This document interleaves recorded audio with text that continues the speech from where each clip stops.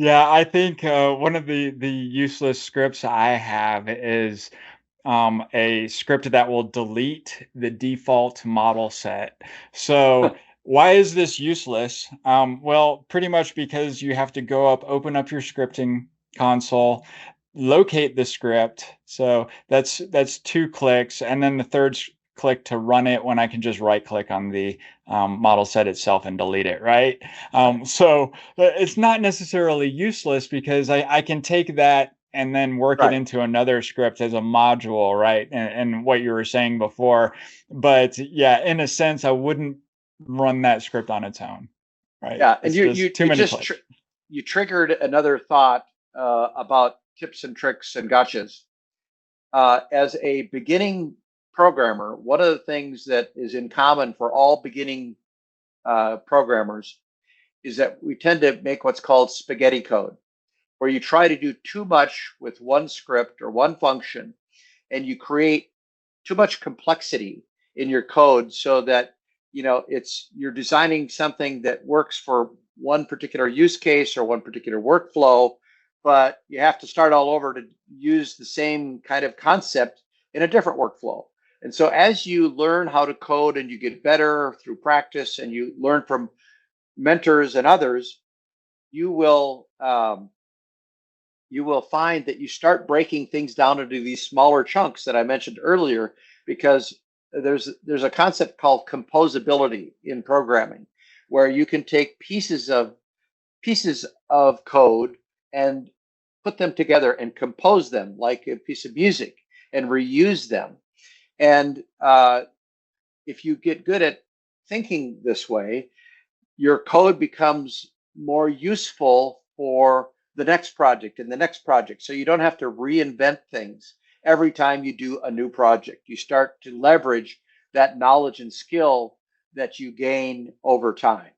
And so again, that's part of a journey that you go through from a true beginner to someone who's more intermediate and advanced. You start learning these concepts that not only apply to Python, but to all kinds of workflows, right? Not just Right. even programming, right?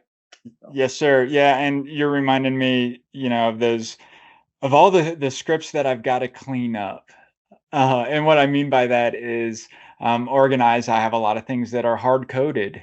Maybe part names, material names are hard coded in there because I mean to go back later and add a GUI that allows the user to select that material or part within the right. scene, right? So I have got a lot of scripts that, are functional, but Yeah. maybe not quite there. And, even to that point of working with the AI, you can overwhelm it as well by giving it Exactly. this whole list of things that you want to get done in there. Just one part of that list can trip it up. So to your Yeah. point, even when working with the AI, taking that modular approach and getting all of them done in little modules and then coming back to the AI and saying, hey, Yeah. here's all my modules. Let's go ahead and extend them, or let's make a script that will call to all of those modules, right? Right. And I'm totally putting off all of that work and really going Yeah. in They there and kind of in the big organizing it. programming. It's Yeah. Excuse me. In the big programming shops, you get into the mindset of programmers and so forth.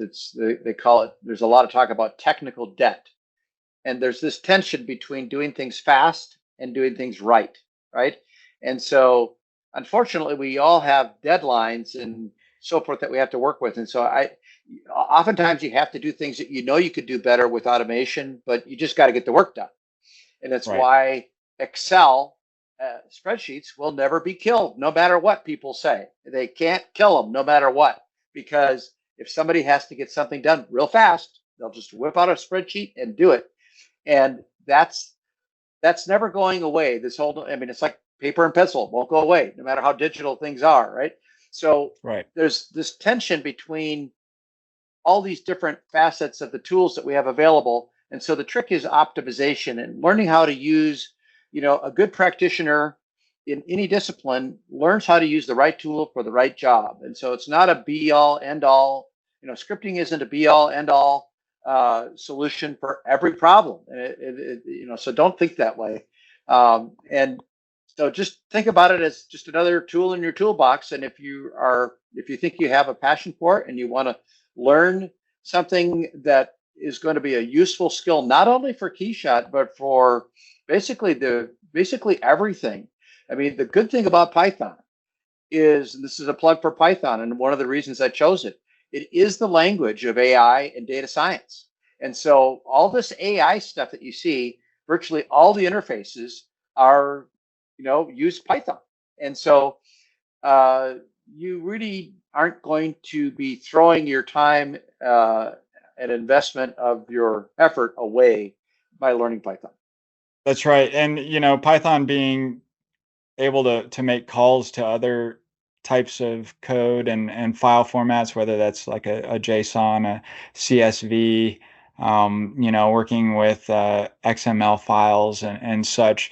It's not, I don't feel limited. I always feel like I can go and maybe pull something from another type of data set, like CSVs, for example, and utilize that feature to help me automate things further. Maybe there's, I think to your point when you were talking about having your Excel spreadsheet there with all of the parts and the colors associated with those there, you're still using Python, but you're using it outside of KeyShot. One of the cool things that I've done, you also reminded me of things that you would do in post-production.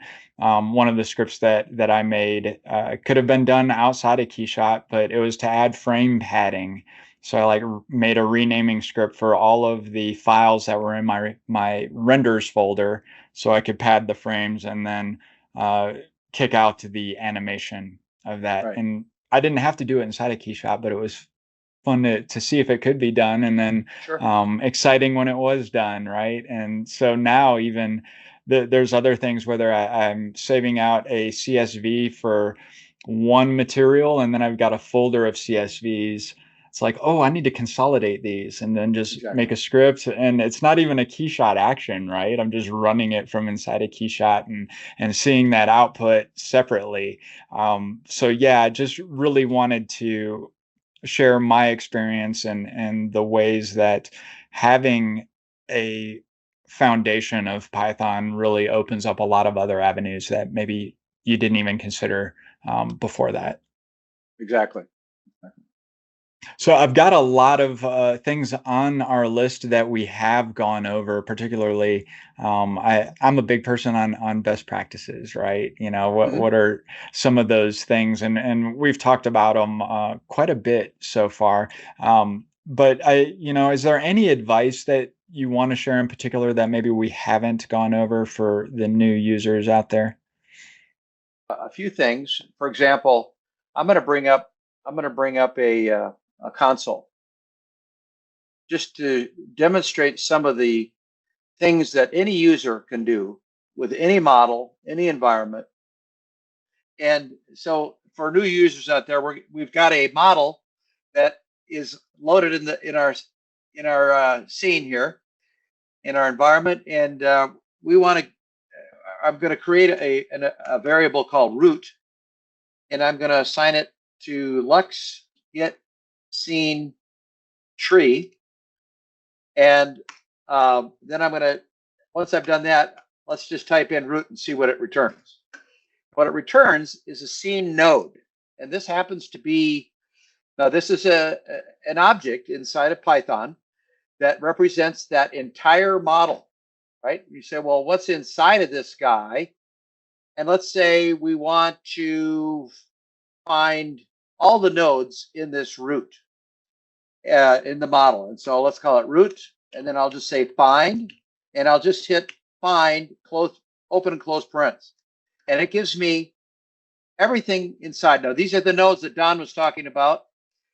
And you can see they've got names and they've got various meanings. Some of them are, you can see model set, you can see name, you can see different types like scene node, you can see group.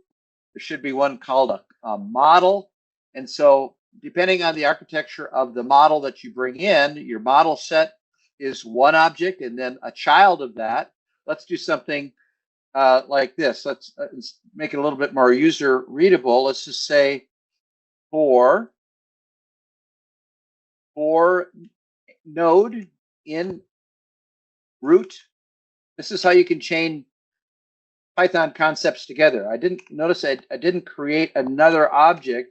I'm just going to say root.find colon, hit the Alt key, return, then hit my tab key, and I'll say, let's just do this. I'm going to back up here and do a little trick, because this is something I do a lot. I'm going to use a Python function called enumerate.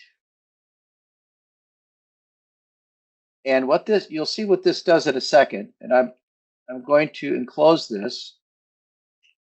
So I'm using another function, a Python function, and I'm going to say for I, comma node in enumerate root.find. Then I'm going to hit my Alt key, return, and I'm going to say print. And open and close parens. I got to get rid of that colon there. And I'm going to say I, comma, n. And let's see what we get. So when you're learning how to script, this is an extremely helpful little trick, what I'm showing you right now, because it's going to show you the following. Whoa, what did I do wrong here? Oh, I'm sorry, I used n. I should have used.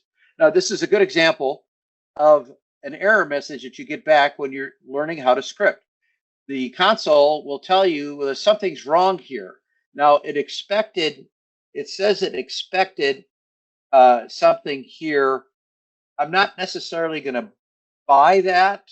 Well, I have to buy it because it's right. There's more than one error here. I thought it was the one that I was thinking about, but there were two errors. And I didn't include, I hit the end key. This is a trick for Windows users. I hit the end key and my cursor goes to the end of the line. I hit the home key, the cursor goes to the front of my line. Okay. Now I'm going to hit the colon key because I have to have that at the end of a what's called a for loop in Python. And the other mistake I made, I said for I, comma, node. Well, I said print I n. Well, I didn't declare n anywhere. I didn't create anything called n. So I got to actually say node for print I and node. Now let's see what happens. Whoa, that's a lot more readable. So yeah. I end up now with a list of all the nodes in this model, right?